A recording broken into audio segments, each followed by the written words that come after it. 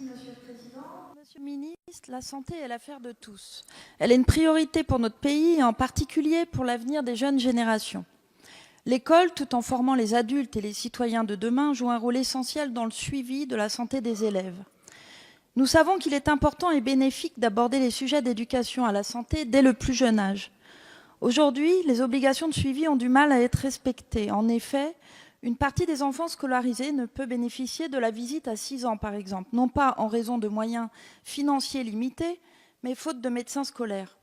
Cette problématique pose également bien sûr la question de l'attractivité de la profession de médecin scolaire. Actuellement, les enfants sont souvent pris en charge par un ensemble de professionnels de santé dont la coordination revêt une importance majeure en raison de cette faible démographie. Or, ce n'est pas souvent le cas.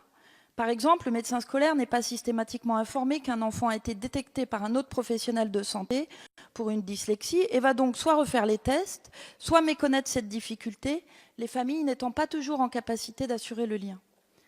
Le projet de mise en place du service sanitaire des étudiants en santé, à mon sens indispensable, pourrait aider soit à la coordination, soit à renforcer cette éducation à la santé. Il faut appuyer cette mesure qui, d'autre part, représente un levier d'attractivité pour la médecine scolaire. Les futurs étudiants ne doivent plus ignorer l'importance de la prévention et de l'éducation à la santé, mais ils doivent pouvoir s'appuyer sur un système de santé construit et cohérent, avec des interlocuteurs dont l'action est coordonnée. Monsieur le ministre, que comptez-vous mettre en œuvre pour placer l'éducation à la santé et la promotion de la santé au cœur des préoccupations des professionnels comme des citoyens? Comment assurer dès aujourd'hui des actions coordonnées et une meilleure information des acteurs de l'éducation à la santé?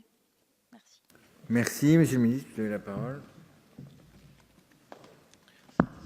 Monsieur le Président, Mesdames et Messieurs les députés, Madame la députée Stéphanie Rist, la question de la relation entre éducation et santé est évidemment centrale pour l'éducation nationale. Nous savons à quel point les enjeux de santé conditionnent aussi les enjeux de réussite scolaire. Pour cela, nous sommes évidemment concentrés sur des objectifs. Le premier d'entre eux, c'est l'effectivité de la visite médicale des élèves avant l'âge de 6 ans. C'est un objectif dont nous savons qu'il n'est pas rempli aujourd'hui. Nous avons une pénurie de médecins scolaires, à mettre en relation d'ailleurs avec ce que nous avons dit sur d'autres crises de recrutement.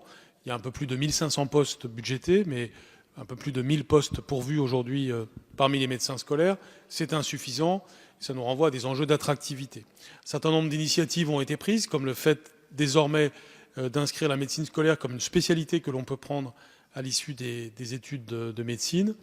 Mais plus profondément encore, avec Agnès Buzyn, nous avons élaboré une stratégie permettant d'arriver à cette effectivité de la visite médicale et qui va passer en particulier par la mobilisation de la médecine non scolaire au service de ces enjeux scolaires.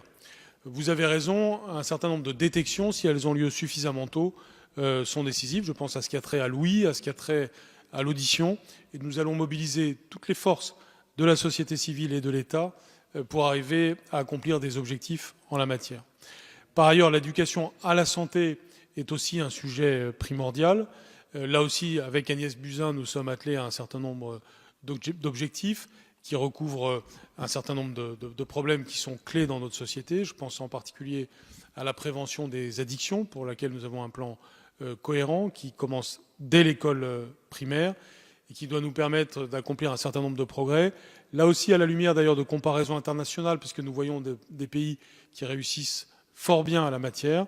Et je pense que nous pouvons avoir une sorte de cercle vertueux entre la santé pour l'éducation et l'éducation pour la santé que nous sommes en train d'amorcer entre le ministère de la Santé et le ministère de l'Éducation nationale.